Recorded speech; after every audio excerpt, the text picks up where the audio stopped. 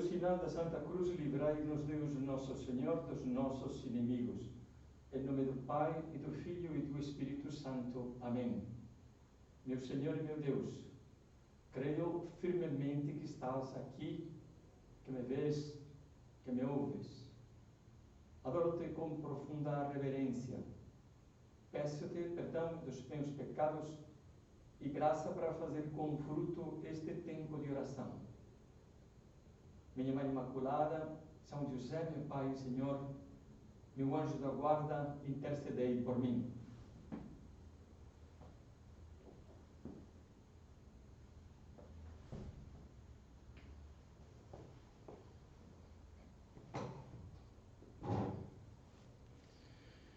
Diversas vezes, Jesus fez aos apóstolos o anúncio da sua paixão, como o que ele ia padecer. São Lucas, por exemplo, nos diz que disse para eles: é necessário que o Filho do Homem padeça muitas coisas, seja rejeitado pelos anciãos, pelos príncipes dos sacerdotes e pelos escribas. É necessário que seja levado à morte e que ressuscite ao terceiro dia.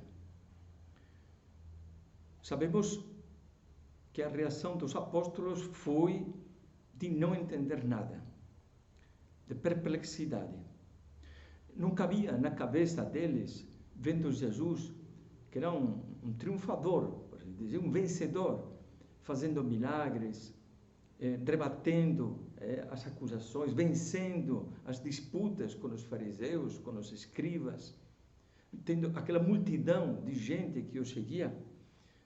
A paixão de Cristo, uma coisa tão cruel como ele mesmo relatou, não acreditavam.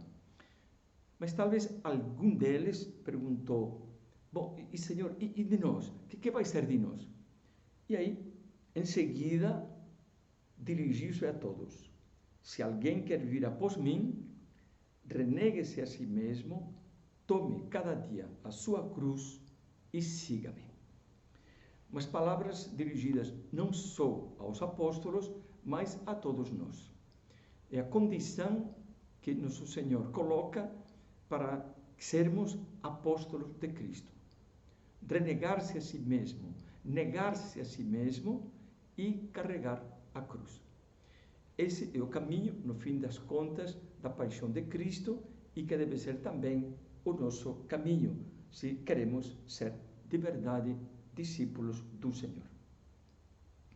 E agora, estando já perto a Semana Santa, meditamos nas semanas anteriores o relativo à Quaresma, que é uma preparação para a Semana Santa.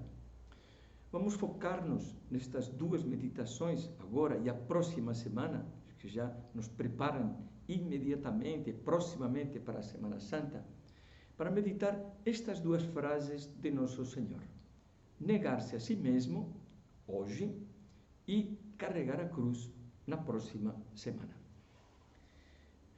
E podemos perguntar-nos, se pergunte, talvez se perguntará: o que significa abnegação? Abnegação significa dizer não a si próprio. A si próprio, a mim. Bom, e é preciso saber, como nos ensina a doutrina católica, que dentro de nós levamos como que dois homenzinhos.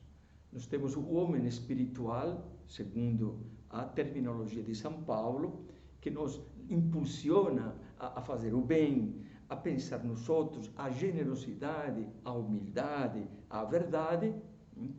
E nós temos também, junto com ele, dentro de nós, o homem carnal, ou o homem humano, que nos empurra a dizer sim a tudo aquilo que é agradável e sensível para nós. Dizer sim à preguiça, ao comodismo, à gula, à inveja, ao egoísmo e assim por diante. Com a abnegação, o que nós fazemos é dizer não a este homem carnal, ou também chamado de homem velho, para assim poder dizer sim a Deus. Porque esse homem velho é uma espécie de lastro, de peso que nós vamos carregando e torna o nosso caminhar espiritual, o nosso caminhar na vida cristã, torna algo lento, pesado e que não vai, triste até. E por isso é preciso dizer não a esse homem velho. Ou seja, a abnegação significa tirar tudo aquilo que nos impede de ir atrás de Deus e seguir os seus ensinamentos. E para entender, nada melhor do que um exemplo do próprio Evangelho, de um personagem que aparece no Evangelho, que era aquele que tem até nome. Era um cego chamado Bartimeu, que estava às portas da cidade de Jericó pedindo esmola. E que, ouvindo, porque ele não enxergava, era cego, ouvindo um tumulto, ficou sabendo que Jesus estava passando. E aí começou a gritar: Jesus, filho de Davi, tem misericórdia de mim. E continua, é São Marcos que nos conta, muita gente repreendia-o para que se calasse, mas ele clamava cada vez mais alto: filho de Davi, tem misericórdia de mim. Pedia, clamava, porque o que queria, depois o saberemos, era que Jesus curasse a cegueira dele. Bom, e olhando para este cego que grita, nós podemos identificar-nos com ele. Porque talvez aconteceu outras vezes, mas este ano, nesta quaresma, sabendo que Jesus passava à nossa volta, nesta quaresma, gritamos e pedimos que o Senhor que nos curasse das nossas cegueiras. E para isso, nós fizemos os nossos propósitos da quaresma, para que Deus nos limpe, para que Deus nos ajude nessa conversão, dizíamos, nesse regressar, aproximar-nos de Deus, que significa a conversão. São José Maria, numa homilia, a homilia sobre a virtude da fé, em que este cego também nos dá um exemplo muito claro, nos diz: não te dá vontade de gritar a ti, que também estás parado à beira do caminho, desse caminho da vida que é tão curta, a ti, a quem faltam luzes, a ti, que necessitas de mais graças para te decidires a procurar santidade? Não sentes a urgência de clamar: Jesus, filho de Davi, tem compaixão de mim? Que maravilhosa jaculatória para que a repitas com frequência. Uma jaculatória que a Igreja colocou no ritual do sacramento da penitência, em que, para repetir: Senhor, Jesus, filho de Davi, tem piedade de mim. E assim, como Bartimeu, que nos conta que muita gente o repreendia e pedia: fica quieto, cala a boca, não grita, não atrapalhes. Também dentro de nós, diante deste nosso desejo de melhorar, de coisas grandes, de seguir Cristo, também sentimos vozes interiores que gritam que nos calemos. O nosso egoísmo, fica quieto, o comodismo, esse desejo de uma vida cômoda, o egoísmo, a soberba, a preguiça, a sensualidade, a vaidade, a gula, nos gritam: fica quieto, estamos muito bem assim, o que vai fazer? E nós devemos gritar cada vez mais alto: Senhor, Jesus, filho de Davi, tem piedade de mim. E aí, tanto gritou, que Jesus ouviu, já ouvia, e pediu que ele viesse, o chamou. E todos aqueles que gritavam falaram: olha, o mestre te chama.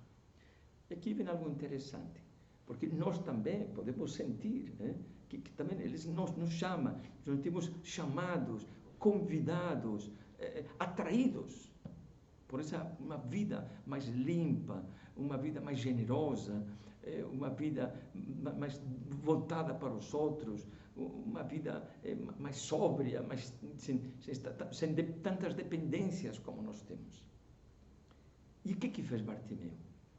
Bartimeu despiu a capa que trazia, atirou-a para um lado pôs-se de pé, deu um salto e encaminhou-se na direção de Jesus.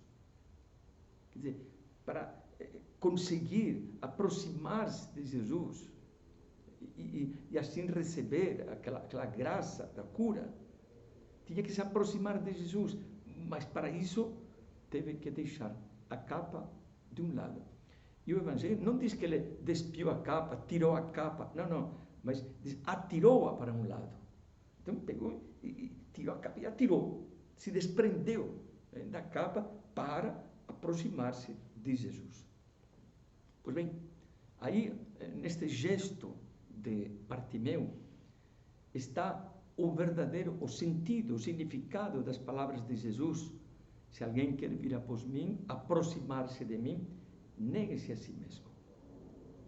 Para conseguir o que nós temos proposto na Quaresma, viver melhor a caridade, aproveitar mais o tempo, ser mais sóbrios em alguma coisa, prescindir ou controlar mais essa tendência, né, às redes sociais, guardar o coração só para Deus, não julgar as pessoas, enfim, esse caminho para a conversão, nós necessitamos jogar fora também coisas que aparentemente não têm nada a ver com o que nós queremos conseguir, mas que impedem que nos aproximemos de Jesus, assim como a capa de Bartimeu não tinha nada a ver com a sua cegueira, mas era um peso, era algo que estava sobrando, algo que naquele momento atrapalhava para talvez ir rapidamente até Jesus, atravessar aquela multidão que cercava Nosso Senhor.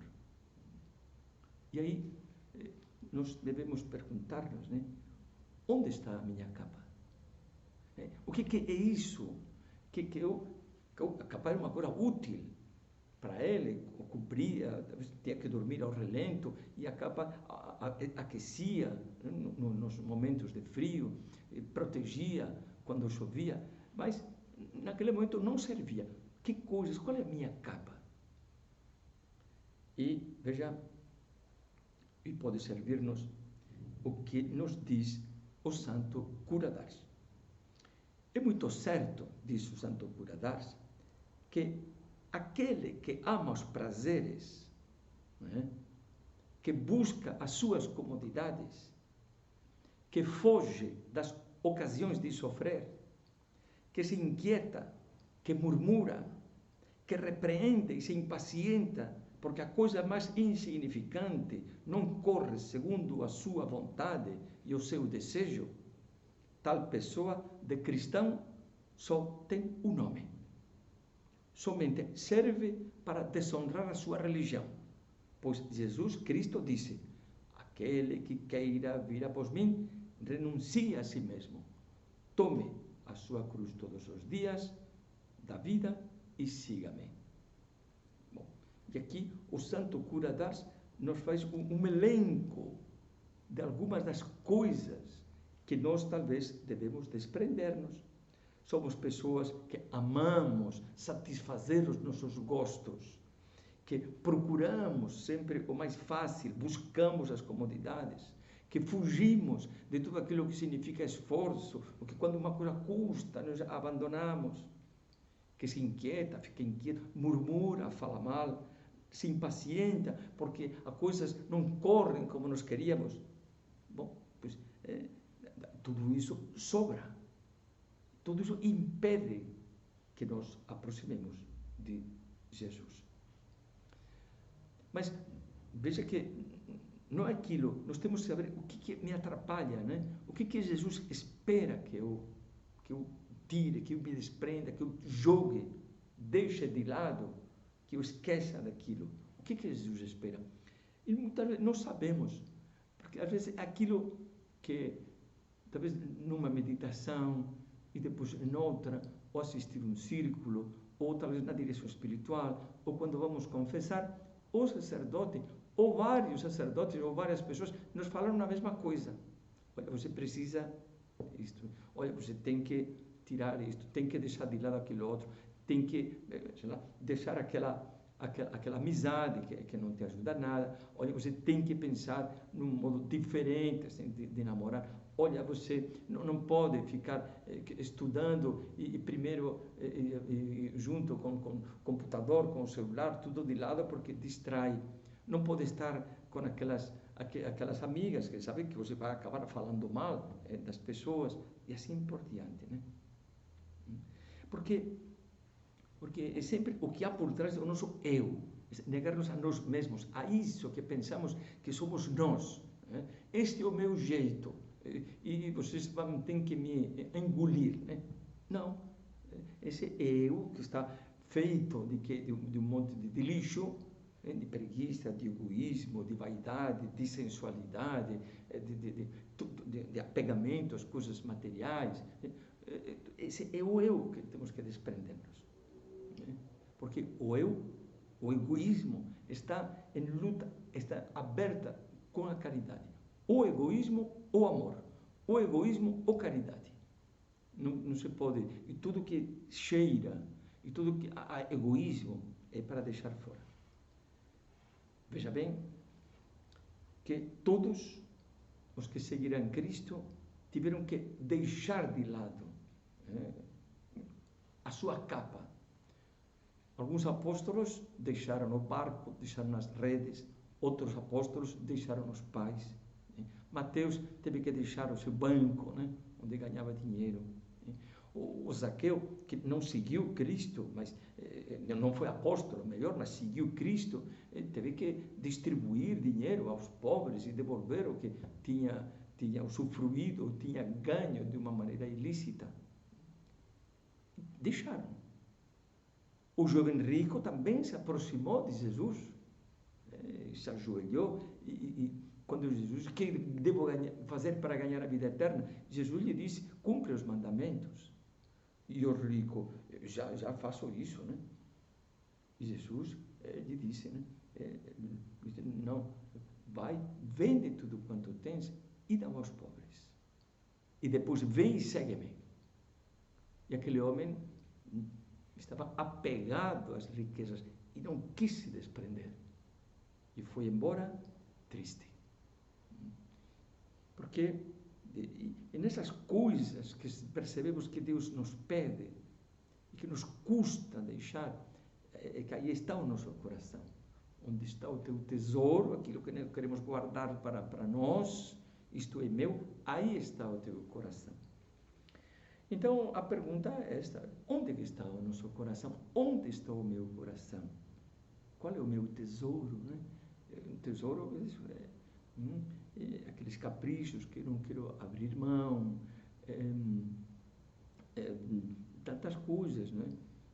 Aquele seriado, né? que não levanto, não me afasto ou da televisão porque quero assistir.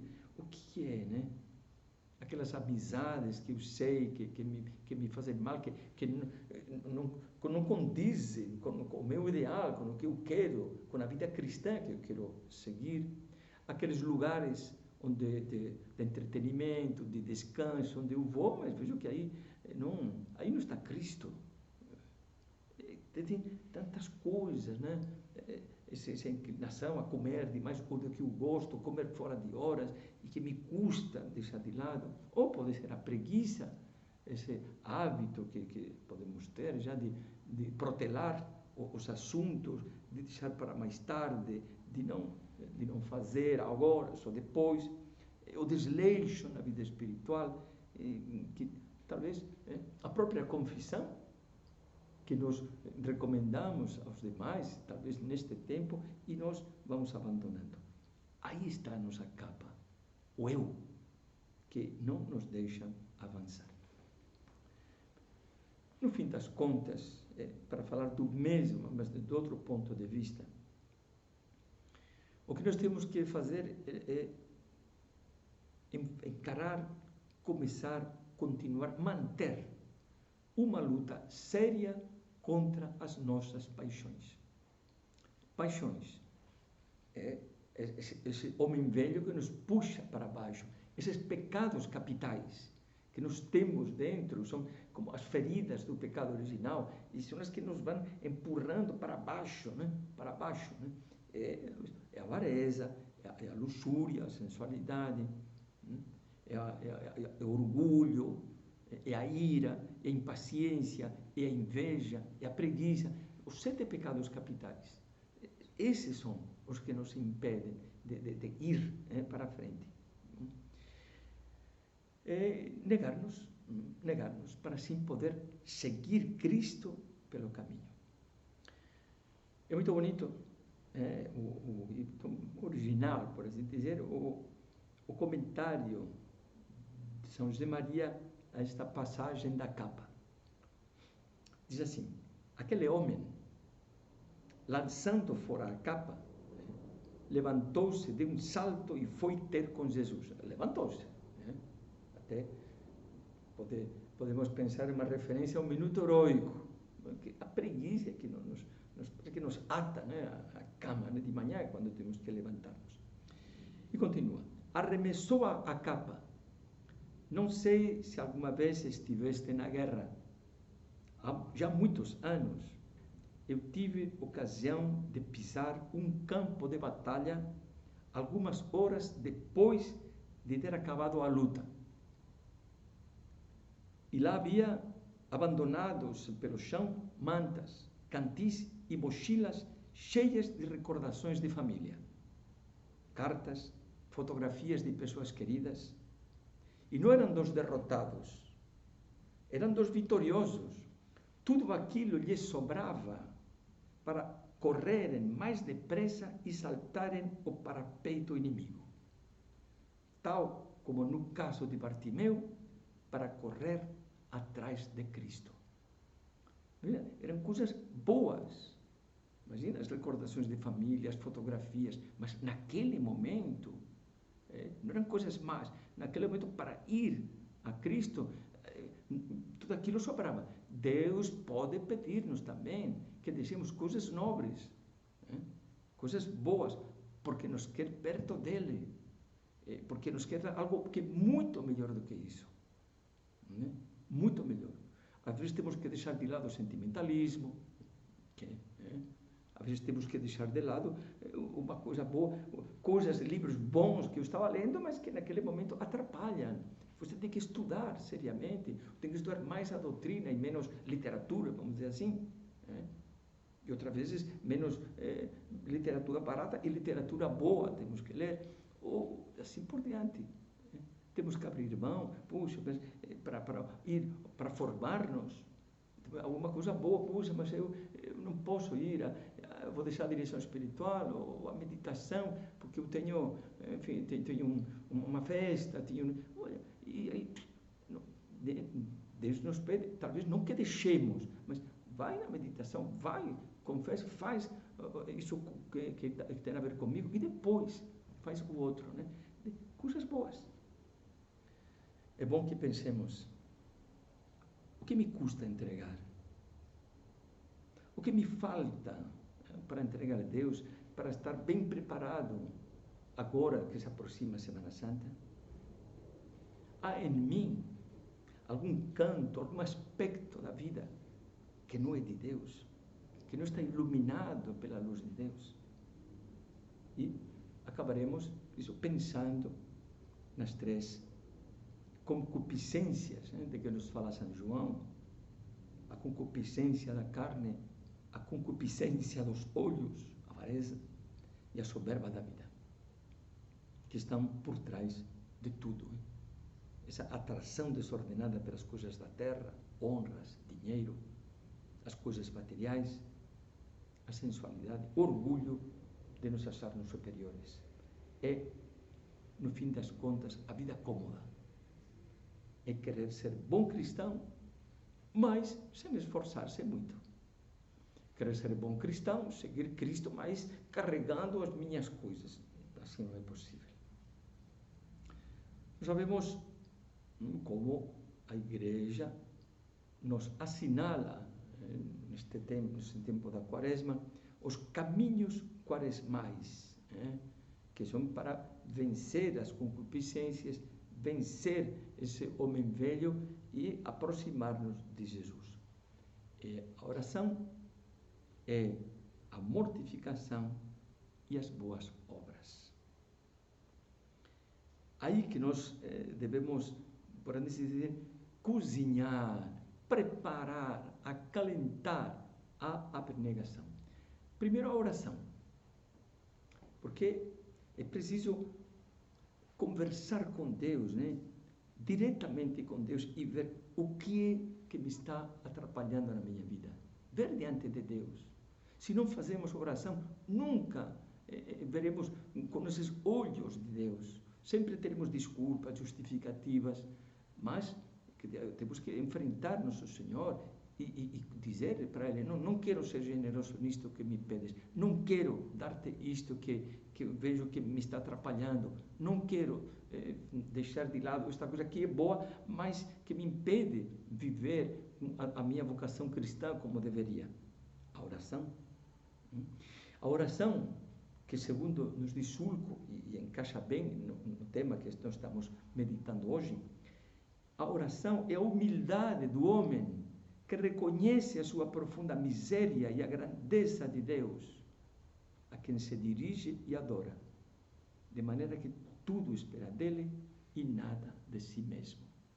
Colocar-se diante de Deus é na oração que nós vencemos o orgulho, é aí que nós devemos aniquilar-nos, aí que temos que reconhecer que somos nada, que isto no fundo não me serve para nada, que só me atrapalha, e entregar. Depois, a mortificação. A mortificação, que precisamente com a mortificação nós morremos a nós mesmos, morremos, e deixamos que Cristo viva em nós. E com a mortificação vamos desprendendo-nos de tudo aquilo que impede aproximar-nos de Cristo. A mortificação, com a mortificação endireitamos os nossos afetos, os nossos sentimentos, fortalecemos a nossa vontade para fazer aquilo que devemos e deixar de lado aquilo que não devemos fazer. Com a mortificação dobramos a nossa cabeça diante da grandeza de Deus, reconhecemos os nossos pecados e assim por diante. Porque se nós não nos mortificamos, significa que nos acostumaremos a seguir o gosto, o que me apetece, e que não renunciarei às coisas minhas para dedicar um tempo aos outros, por exemplo. Se sigo o meu gosto, não ajudarei em casa, por exemplo, não ouvirei esta pessoa que está necessitada, que quer desabafar, que precisa de uma ajuda. Acabaremos sendo pessoas caprichosas, reclamonas, que sempre, para as coisas, nunca as coisas estão como deveriam. Ou seja, pouco mortificados. Para viver a abnegação, precisamos ouvir o conselho de São José Maria. Acostuma-te a dizer que não. Acostuma-te a dizer que não. Isso é bom. Dizer não à nossa preguiça, dizer não à nossa inveja, dizer não aos desejos de aparecer. É assim, abnegar-se, dizer não. Aniquilar-se, para assim poder dizer sim a Deus. Quem nos dá um exemplo maravilhoso dessa abnegação é Nossa Senhora. Nossa Senhora também foi chamada por Deus. E Deus lhe propôs ser mãe de Deus. E veja bem a resposta que ela deu. Eis aqui a escrava do Senhor. Ela diz, eu não sou nada. Eu não conto. Faça-se em mim segundo a tua palavra. Fiat, faça-se. Ela disse não a si própria, até aos seus planos, ao que pensava até que era de Deus, disse não, para dizer sim àquilo que Deus lhe pedia. Sabemos como o Papa Francisco gosta de chamar a Nossa Senhora a Senhora do Sim, a mulher do sim. Então, olha, essa abnegação, para olhar de um modo positivo, significa isso, dizer sempre sim a Deus. Uma nota positiva, dizer sim ao que é melhor, ao bem, ao verdadeiro, ao belo, dizer sim a tudo aquilo que é mais nobre, que tem um valor em si, dizer sim à virtude, dizer sim à piedade, dizer sim à amizade, dizer sim para ajudar os outros, dizer sim. Vamos pedir a Nossa Senhora que nos ensine a viver o sim que ela também viveu e dizer não a esse homem velho que temos dentro de nós.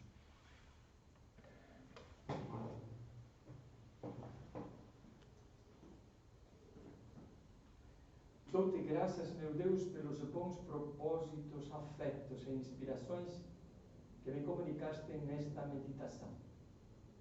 Peço-te ajuda para os pôr em prática.